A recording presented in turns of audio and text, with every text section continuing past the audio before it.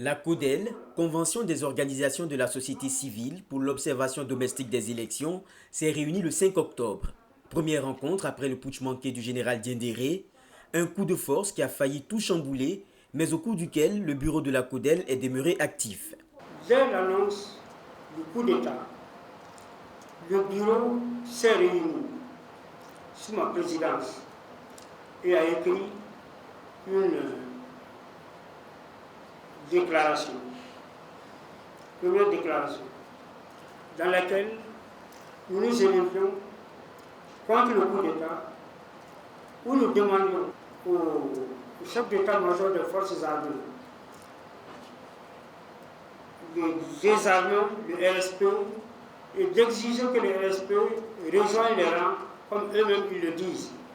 La CODEL a de même mis en garde la CEDEAO contre le projet de sortie de crise controversé. Cette nouvelle Assemblée générale fut aussi l'occasion pour la Convention de tirer les leçons d'actes posés par certains. Je dois signaler que lors de la première déclaration, j'ai reçu un mail du vice-président Siaka Koulibaly qui m'a dit qu'il n'était pas d'accord avec la déclaration et que si cette déclaration qui s'était publiée, il allait s'en démarquer. Immédiatement, j'ai proposé la réponse suivante. Quitte à toi de te désolidariser. Ce n'est pas la position de Maître Alibou, c'est la position du bureau, pris effectivement à l'unanimité des membres présents. Et je ne vois pas en quoi cette déclaration est partisane.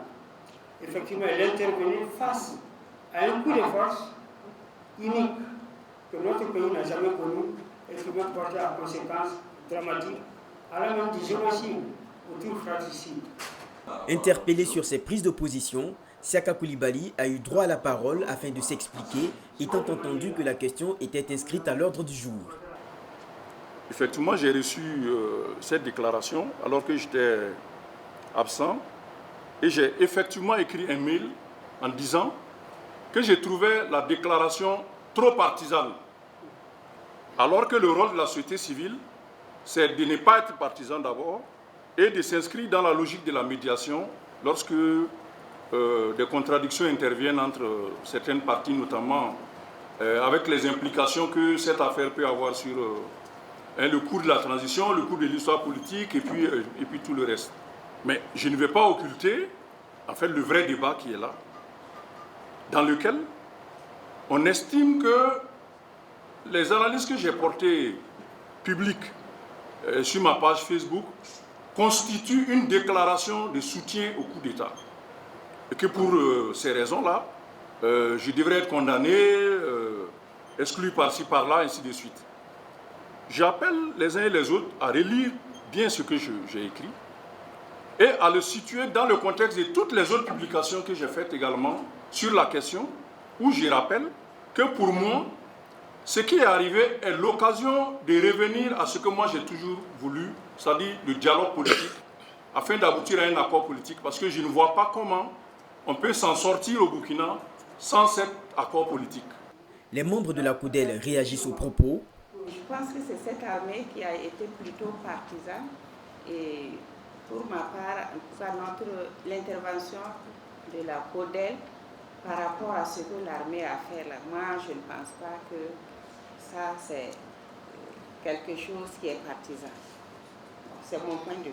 Des meurtres, des assassinats qui ont été commis, des centaines de blessés, et la société civile doit rester à équidistance de quoi? Je crois que là, il faut qu'on nous prenne au sérieux. Si j'étais à sa place, c'est pas sûr que c'est comme ça que j'ai réagi. Mais je pense qu'il a le droit d'exprimer ce qu'il dit. Et il ne faut pas qu'on passionne les choses sur des positions connues depuis longtemps. Chacun est libre de ses opinions, c'est vrai. Mais on doit s'abstenir de tenir des propos publiquement. Parce que l'arbitre ne peut pas prendre parti d'une certaine façon.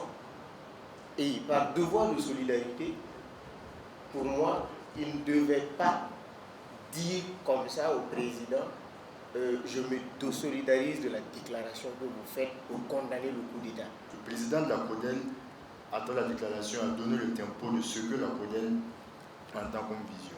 De mon point de vue, soit on la partage en étant membre de l'équipe qu'il dirige, où on ne la partage pas, on se désolidarise de l'écrit, et également physiquement, on quitte la direction de la CODEL. De telle sorte que les choses puissent se poursuivre normalement et qu'on garde l'indépendance de ton que nous tenons à garder. La question qui est là, c'est que les prises de position de ce vice-président, la CODEL, dérangent.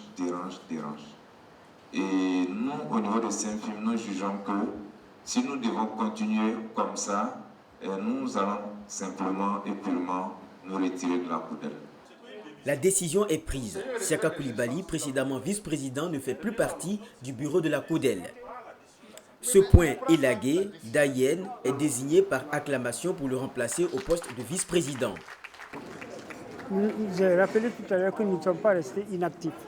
Nous avons produit des activités, nous avons sorti des déclarations pour stigmatiser ce coup d'État, pour contribuer à la recherche de solutions. Mais au cours de ce travail, on a eu quand même, au niveau du bureau, des comportements condamnables. Par exemple, on nous a dit que notre déclaration condamnait le plus était partisane. Nous, on ne pouvait pas transiger avec ça. Un coup d'État est un coup d'État et ce n'était pas admissible de la manière dont ce coup d'État était intervenu qu'on reste les bras croisés. On n'est pas neutre, on est acteur, on sait le prix et la valeur de la démocratie et nous avons préféré écarter effectivement l'individu et le remplacer pour plus de cohésion, plus de solidarité et plus d'efficacité. Vient alors la réorganisation du bureau. Plusieurs candidatures pour le poste de rapporteur général adjoint. Après un vote équitable et transparent, c'est le Dr Ernest Ouedraogo qui devient rapporteur général adjoint. Autre point important de la rencontre, la CODEL, après des échanges entre ses membres, souhaite des élections au plus vite. Et vous avez remarqué que c'est à 3 jours de l'ouverture de la campagne que le coup d'État est intervenu. Il a fallu nous remettre ensemble pour recentrer nos activités. Et le coup d'État ayant échoué, il fallait reprendre très rapidement le processus électoral. Et comme la CODEL, beaucoup de ses membres se sont engagés dans la résolution de la question, nous sommes en devoir de suggérer aux autorités administratives et politiques de reprendre le processus électoral pour que les élections se tiennent au plus tard le 22 novembre. Et donc nous avons tenu la présente Assemblée générale à cet effet et vous voyez comment quand même cela a réussi. La date du 22 novembre proposée par la CODEL, la dynamique reste des élections dans des meilleurs délais, avec le concours des partenaires techniques et financiers représentés par Diaconia et l'UNDI. La CODEL a déjà achevé la formation de 6500 observateurs de toutes catégories et 50 agents de veille.